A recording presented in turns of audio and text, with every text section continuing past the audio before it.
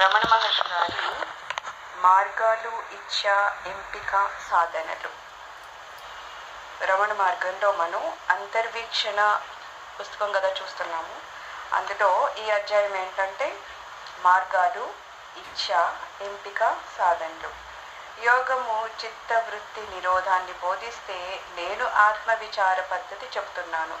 ఇది ప్రయోగాత్మక పద్ధతి. ఇది సులువైంది, సులభమైంది, సూట్ అయింది, ప్రత్యక్షమైంది అని దివ్య భాషణాల్లో స్వామివారు చెప్పారు.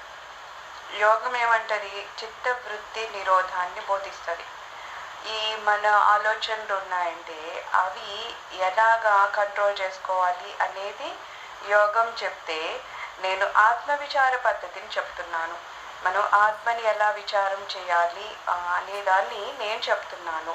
ఇది ప్రయోగాత్మక పద్ధతి. ఇది అనుభవపూర్వకంగా మనం తెలుసుకోవాల్సింది, తప్పితే ఏదో చదివినంత మాత్రాన వచ్చేదైతే కాదు. అందుకని ప్రయోగంలాగా చేయాలి. ఇది సులువైంది, సులభమైంది, సూట్ అయింది, ప్రత్యక్షమైంది. ఇది కష్టమా అంటే కష్టము అని చెప్పడానికి ఏదో వేరే మనకి సామాన్ కావాలో, లేకపోతే ఏదో బాధ్యత లేకుండా ఒక చోట కూర్చోవాలో అలా ఏం లేదు కదా. అది సులభమైంది, మన ప్రాక్టీస్ని బట్టి ఉంటుంది. సో సులువుగా ఉంటుంది, సులభంగా ఉంటుంది, దాంట్లో అతి కష్టపడిపోయేది ఏమి ఉండదు. సూట్ అయింది, నీకు క్లియర్గా అర్థమవుతుంది, సూటిగానే ఉంటుంది. అందులో ఎటువంటి వేరేగా చేయాలి, లేకపోతే వేరే వాళ్ళు ఉండి పక్కన చేయించాలి ఇలాంటిది ఏం లేదు. ప్రత్యక్షమైంది, నువ్వు స్వానుభూతితో తెలుసుకునేది. సో ప్రత్యక్షమైంది, అదేమి పరోక్షంగా తెలుసుకునేది కాదు. ఇలాంటి పద్ధతిని నేను చెప్తున్నానని రమణ మహర్షి గారు మనకి చెప్తున్నారు. మన మనసులో ఆలోచనతో నిండి ఉంటాయి. ఒక్కోసారి ఆ మనసు రైల్వే ప్లాట్ఫామ్ లాగా, ఒక్కోసారి విమానాశ్రయం లాగా ఉంటుంది. ఏమంటారు, మన ఆలోచనలంట ఎన్నో నిండి ఉంటాయంట. మనసులో ఒక ఆలోచన ఏమి ఉంటుంది కదా, రకరకాలుగా వస్తుంది. అది మనకి మంచిని చేసేవచ్చు, లేకపోతే చెడుని చేసేవచ్చు, లేకపోతే జరిగిన మంచిని గురించి తెలుసుకోవచ్చు, లేకపోతే జరిగిన చెడు గురించి తెలుసుకోవచ్చు, లేకపోతే రేపు ఏం జరుగుతుంది అనేది. ఇంకా ఒకలాంటిది అని చెప్పడానికి ఏముంటుంది కదా, రకరకాలుగా ఉంటాయి మన ఆలోచనలు. అందుకని దాన్ని ఏమంటున్నారు, మన మనసు అట ఒక రైల్వే ప్లాట్ఫామ్ లాగానో లేకపోతే విమానం లాగానో ఉంటుందట. ఎందుకంటే రకరకాల మనుషులు అక్కడ తిరుగుతూ ఉంటారు కదా, ఇటు వెళ్తూ ఉంటారు, అటు వెళ్తూ ఉంటారు, కూర్చుంటారు, నుంచుంటారు, రకరకాల మనుషులు కనపడుతూ ఉంటారు. సో అలాగే ఆలోచనలు కూడా రకరకాలుగా మన పురలోకి వస్తూ ఉంటాయంట. నిర్ణీత సమయానికి బయలుదేరేటప్పుడు అవి ఎలా రద్దీగా గోలుగా ఉంటాయో అలాగే మన మనసులో ఆలోచనతో ఉండి ఉంటాయి. ట్రాఫిక్ పోలీసు 4 రోడ్ల కూడమిలో విధి నిర్వహణలో లేనప్పుడు కదలక నిలిచిపోయిన వాహనాల గోలలాగా ఉంటుంది మన మనసు. అయితే ఏమంటున్నారు, ఎప్పుడైనా ట్రాఫిక్ ఉండిపోయింది, అక్కడ పోలీసు లేకపోతే ఇంకా ఎంత గోల, అందరూ హారన్ కొడుతూ ఉంటారు. ఎవరు వెళ్తారు, ఎవరు వెళ్ళడానికి రావడానికి అవ్వదు, స్ట్రక్ అవుతారు. తెలిసి వెళ్ళలేమని అయినా సరే హారన్ కొడుతూనే ఉంటారు. అంత గోలగా ఉంటుంది. అలాగేమంటున్నారు, మన మనసు కూడా అంత గందరగోళంగా ఉంటుందంట. ఈ రకరకాల ఆలోచనలు మన మనసులో మెదులుతూ ఉన్నప్పుడు అన్నమాట. అంటే ఎవరికి వారు స్వేచ్ఛగా కదలడంతో అంతా గందరగోళంగా, క్రమరహితంగా, గమ్మిగా ఉంటుంది. అక్కడ ఎందుకు అంత గందరగోళంగా ఉందంటే క్రమశిక్షణ లేకనమాట. అక్కడ కంట్రోల్ చేసే వాళ్ళు ఎవరు లేరు కాబట్టి, ఎవరు ఇష్టం వచ్చినట్టు వాళ్ళు, ఎవరి స్వతంత్రం వాళ్ళకి ఉంది కాబట్టి ఎవరైనా అరుస్తూ ఉంటారు, ఎవరైనా హారన్ కొడుతూ ఉంటారు, ఎవరైనా తిరుగుతూ ఉంటారు, పరిగెడుతూ ఉంటారు, ఇటెళ్ళమని చెప్తూ ఉంటారు. అలాగ గందరగోళంగా ఎందుకుందంటే అక్కడ వాళ్ళని నియంత్రించే వాళ్ళు ఎవరూ లేరు. వాళ్ళకి స్వతంత్రత ఎక్కువ ఉంది. ఎప్పుడైతే స్వతంత్ర ప్రతి వాళ్ళకి ఉంటుందో అక్కడ గందరగోళంగానే ఉంటుంది. అందుకే దేనికైనా సరే ఒక లీడర్ అనేవాడు ఉంటాడు. ప్రతిదాన్ని క్రమశిక్షణలో ఉంచే వాళ్ళు ఒకళ్ళు ఉంటారు. ఆ ఒకళ్ళు అనేవాళ్ళు లేకుండా ఎవరిష్టం వచ్చినట్టు వాళ్ళు వెళ్ళిపోతూ ఉంటే అది ఎలా ఉంటుంది? ఎలా అయితే రోడ్డు మీద ట్రాఫిక్ పోలీసు లేకపోతే ఎలా ఉంటుందో అలా ఉంటుందంట. సో వ్యక్తి తనకే ప్రత్యేక ప్రాధాన్యత, ప్రాముఖ్యత ఇచ్చి తనపైనే శ్రద్ధ చూపుతూ ఉన్నాడంటూ ఒక ఆలోచన మరొక ఆలోచనతో పోటీ పడి తగాదా పడుతూ ఉంటుంది. అయితే ఎప్పుడు మనం ఎవరికి ప్రాధాన్యత ఇస్తాం? మనకే కదా ప్రాధాన్యత ఇచ్చుకుంటాం. ఏమనిపిస్తుంది అంటే ఏదో మనమే మంచి వాళ్ళము, మనకి మంచి జరగాలి, లేకపోతే నేనే సరిగ్గా ఆ టైంకి వెళ్ళిపోవాలి, అంతా నాకే ప్రాధాన్యత అంతా మనకే ఇచ్చుకుంటూ ఉంటాం, పక్కన వేరే వాళ్ళకి కాదు. సో ప్రాధాన్యత కానీ ప్రాముఖ్యత కానీ మనకే ఇచ్చుకొని మన మీదే శ్రద్ధ వహించుకుంటూ ఉండడం వల్ల ఏమవుతుందంటే ఒక ఆలోచన మరో ఒక ఆలోచన పోటీ పడి తగాద పడుతూ ఉంటుంది. రకరకాలన్నమాట. ఒక ఆలోచన ఏం చెప్తుందంటే నువ్వు ఇలా చెయ్యి నీకు సరిగ్గా మంచి జరుగుతుంది, ఏదో సంథింగ్ ఇది చెప్తుంది. అంతే ఇంకోటి ఏమంటది, అబ్బాయి లేదు అలా చేయడం కానీ ఇలా చేస్తే ఇంకా మంచిగా ఉంటుందని ఎవరో బయట వ్యక్తులు చెప్పక్కర్లేదు. మన ఆలోచనలే రకరకాలుగా లోపల మనకి తగాద పడుతున్నట్టు ఉంటుందన్నమాట. చంచలంగా ఉంటూ ఉంటాయి అవన్నీ. అది నిజంగా విచారకరమైన దురదృష్టకరమైన సంగతి కాదా? మన మనసులు మనకి ఎందుకు అంతరాయంగాను ఆటంకంగాను తయారవుతున్నాయి? మన దురదృష్టం ఏంటంటే ఎవరో బయట వ్యక్తులు మన సాధన కట్టుబడుతున్నారా, లేకపోతే వేరే పరిస్థితులు అడ్డుపడుతున్నాయా అంటే నిజం చెప్పాలంటే వేరే మనుషుల వల్ల కానీ పరిస్థితుల వల్ల కానీ మనకి కలిగే నష్టం కన్నా లేకపోతే వాళ్ళు అడ్డుపడడం కన్నా ఎక్కువ ఏమవుతుందంటున్నారు, మన మనసే మనకి అడ్డుపడుతుంది. మన ధ్యానానికి మన మనసే అడ్డుపడుతుంది. ఎందుకంటే దీనిలో వచ్చే ఇన్ని రకాల ఆలోచనలు ఉన్నాయి. ఇవి మనల్ని స్థిమితంగా కూర్చొనివ్వవు, మన సాధనని సరిగ్గా చేసుకోనివ్వవు. ఎందుకంటే ఈ ఆలోచనలే చాలు, ఇవి రకరకాలుగా వస్తూ ఉంటాయి. ఇది ఒక క్రమ పద్ధతిలో ఉండుంటే మన సాధన క్రమ పద్ధతిలో వెళ్తుంది. కానీ ఇవి ఎలా అయితే ప్రతి ఆలోచనకు ఒక్కొక్క స్వతంత్రం ఉందనమాట. ఆలోచనలు కూడా స్వతంత్రంగా వ్యవహరిస్తూ ఉంటాయి. ఒక ఆలోచన ఇది చెయ్యి అని చెప్తుంది, వెంటనే ఇంకో ఆలోచన వచ్చేస్తుంది చేయొద్దు అంటుంది. నువ్వు మంచిగా వెళ్ళని ఒక ఆలోచన చెప్తే నువ్వు చెడ్డగా వెళ్ళని ఒక ఆలోచన చెప్తుంది. నువ్వు అటు ఇటు కాకుండా స్తబ్దంగా ఉండని ఒకటి చెప్తుంది. అంటే ఏమంటున్నారు ఇక్కడ బాధాకరమైన విషయం ఏంటంటే వేరే వాళ్ళ వలన కాదు, మన వలన మనకే, మన వలన అంటే మన ఆలోచనల వల్లనే మనకి అంత కష్టం కలుగుతుంది. దానివల్లనే మనము సాధన చేయలేకుండా ఉండేంత నష్టం కలుగుతుంది అని చెప్తున్నారు. ఆలోచనలు ఎందుకు రద్దీగా గోలగా ఉంటున్నాయి? జన సామర్థ్యం గల రస్తాగా మన మనసుల్ని ఎందుకు ఆలోచనతో రద్దీగా రద్దీగా తయారు చేసుకుంటున్నాము? ఆ విషయంలో మనల్ని మనం ఎందుకు మురికి వాడవాసులుగా చేసుకుంటున్నాము? మన చుట్టూ మురికి మాలిన్యము ఉంది. ఎందుకంటున్నారు అంటే ఎందుకు నీకు ఇన్ని ఆలోచనలు వస్తున్నాయి? రకరకాల ఆలోచనలు వచ్చి గందరగోళంగా ఉండి ఒక క్రమశిక్షణ అది లేకుండా ఎందుకు అలా ఉంటున్నావు అంటే నీ చుట్టూ మురికి మాలిన్యం ఉంది. అంటే మన చుట్టూ అంటే మనకి ఏం చెప్తారు, మన ప్రపంచము మనతోనే ఉంటుంది. అందరి ప్రపంచం ఒకటని అనట్లేదు కదా, ఎవరి ప్రపంచం వాళ్ళదంటున్నారు.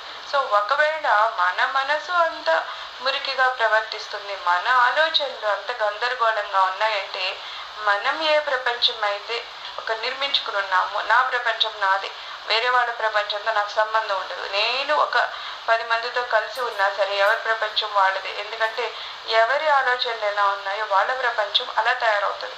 ఒకవేళ నా మనసు అంత గందరగోళంగా ఉంది, నన్ను అది స్థిమితంగా కూర్చొనివ్వట్లేదు, అది నన్ను సాధన చేయనివ్వడం లేదు అంటే నా ప్రపంచం ఎలా ఉందట, మురిగ్గాను మాలిన్యంతో ఉందట.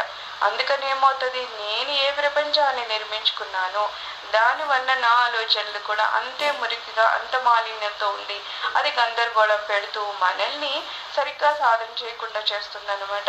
సో ఇక్కడ తప్పెక్కడ ఉంది అంటే మనం ఏ ప్రపంచం నిర్మించుకున్నాము అంటే మన ఆలోచనని ఏ ఏ చోట్లకి మనం తీసుకొని వెళ్తున్నాము, దేన్ని మనం ఎప్పుడు గ్రహిస్తూ ఉన్నాము, దాన్ని బట్టి మన ప్రపంచం ఏర్పడుతూ ఉందన్నమాట. జ్ఞాని స్థితి దీనికి భిన్నంగా ఉంటుంది. అది పూర్తి స్వేచ్ఛగాను స్వతంత్రంగా ఆలోచనారహితంగా ఉంటుంది. అలా అని ఆయనకి ఆలోచనలు రావని లేవని కాదు, ఆయనకి ఆలోచనలు ఉన్నాయి, వస్తాయి, ఆయన కూడా వాటిని ఉపయోగిస్తారు. కాకపోతే ఆయన మనకు విషయాన్ని ఎలా చెప్పగలుగుతారు?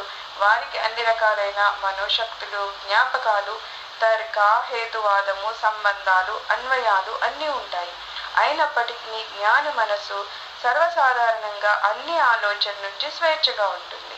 అయితే ఏమంటున్నారు, ఈ ఆలోచనలు కేవలం మనకే వస్తాయంటే మనకి రావడం, మనకే కాదు జ్ఞానులకు కూడా ఉంటాయట. ఆయనకు కూడా ఆలోచనలు ఉంటాయి. ఇంకా చెప్పాలంటే మనకన్నా ఎక్కువ ఆలోచనలు ఉంటాయి. ఎందుకంటే ఆయనకి మనోశక్తులు, జ్ఞాపకాలు, తర్క, హేతువాదం, సంబంధాలు, అన్వయాలు ఇలాగ ఇన్ని రకరకాలు ఉంటాయి.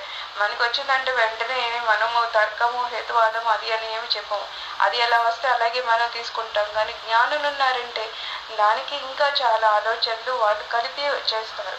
మరి ఎలా వాళ్ళు కంట్రోల్లో ఉన్నారంటే, అయినప్పటికీ జ్ఞాని మనస్సు సర్వసాధారణంగా అన్ని ఆలోచనల నుంచి స్వేచ్ఛగా ఉంటుంది. ఒకవైపు ఏమంటున్నారు, అన్ని ఆలోచనలు జ్ఞానికి ఉంటాయి అంటున్నారు. ఆ వచ్చే ఆలోచనని కూడా చాలా హేతుబద్ధంగాను తర్కంతో స్వామివారు ఆలోచిస్తారంటున్నారు. ఇన్ని ఉన్నా సరే ఆయన ఆలోచన నుంచి స్వేచ్ఛగా ఉంటారంటున్నారు. మనం ఏమవుతుంది, ఏ ఆలోచన వస్తే దానికి మనం బద్ధమైపోతూ ఉంటాం. ఒక ఆలోచన వచ్చిందంటే దాన్ని మనం పట్టుకుంటాం, లేకపోతే ఆలోచన మళ్ళీ పట్టుకుని నడిపిస్తూ ఉంటుంది. కానీ ఇక్కడ ఏమవుతుంది, ఒక జ్ఞాని ఉన్నారంటే ఆలోచనలు వస్తాయి, ఆలోచనల గురించి మళ్ళీ స్వామివారు మళ్ళీ ఆలోచిస్తారు. కానీ ఆ ఆలోచనలకి ఈయన స్వేచ్ఛగా ఉంటారు. అంటే దాని ప్రభావం ఈయన మీద పడకుండా ఉంటుందన్నమాట. అవసరమైనప్పుడు సరైన కావలసిన ఆలోచన కలుగుతుంది, అవసరం తీరగానే ఆ ఆలోచన ముగిసిపోతుంది.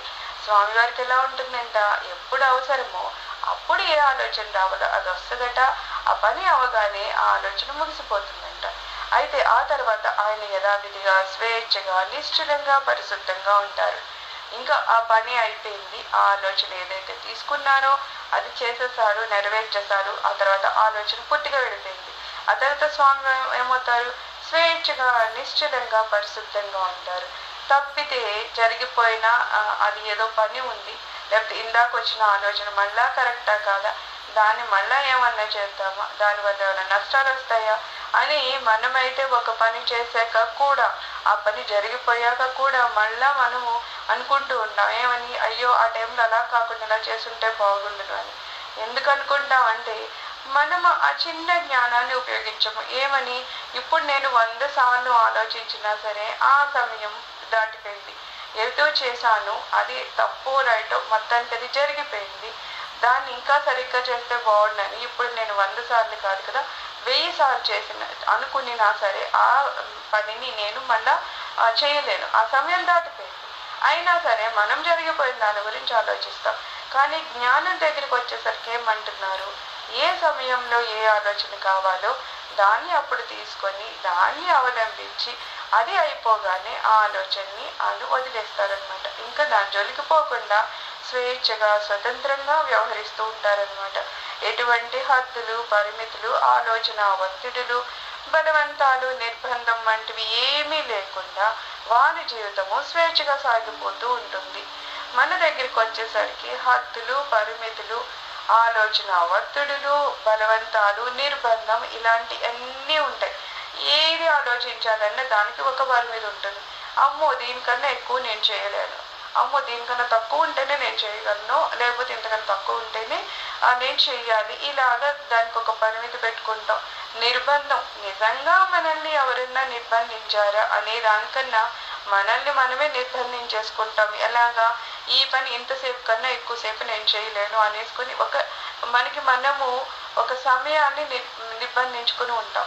నిజంగా ఆ సమయం కన్నా ఎక్కువ మనం చేయగలమా అంటే మనం ప్రయత్నం చేస్తే చేయగలమేమో. ఎందుకంటే ఇక్కడ నువ్వు శరీరాన్ని ఉంచమని ఏం చెప్పడం లేదు కదా, నువ్వు శరీరంతోనే చేయాలని ఏమీ లేదు, నువ్వు మనసును ఉపయోగించవచ్చు.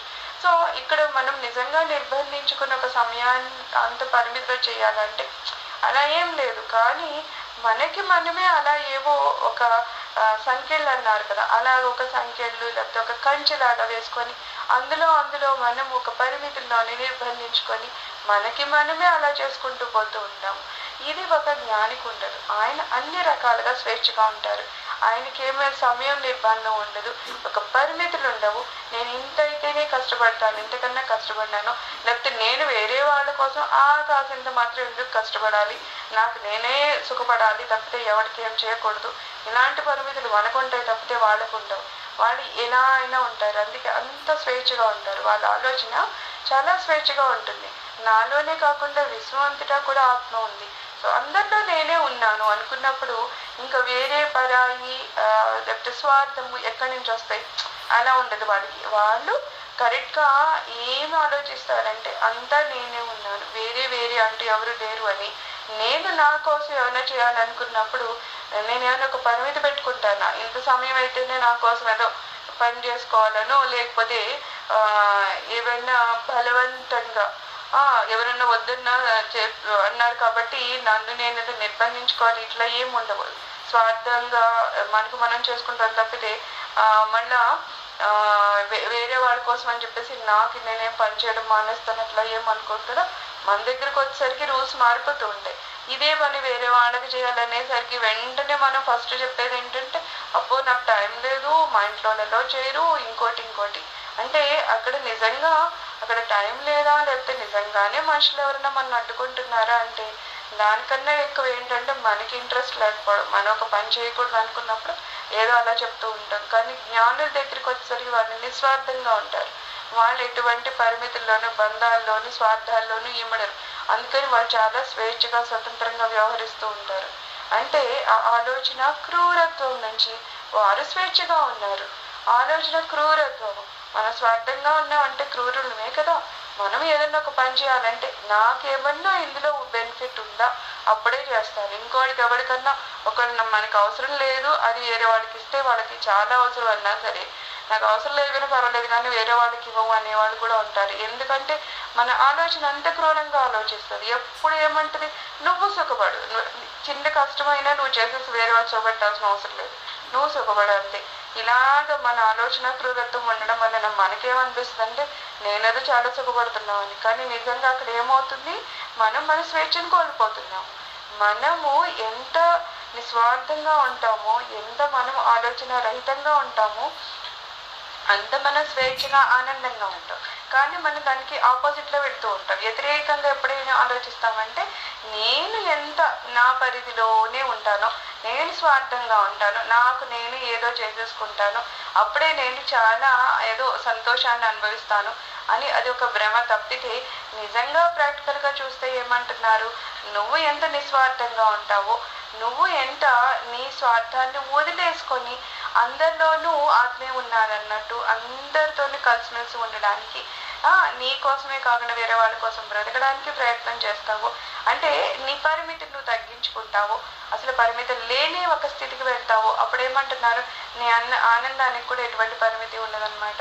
ఎప్పుడు పంచుకుంటే సంతోషం పెరుగుతుంది అంటారు కదా, ఆ రకంగా అనమాట. మన ఆలోచన పద్ధతి మారితే, మన ఆలోచన క్రూరత్వం లేకపోతే, మనం ఆలోచన రహితమైన స్థితికి వెళ్తే అప్పుడు ఖచ్చితంగా మనం ఆనంద స్థితికి చేరుతాం అన్నమాట.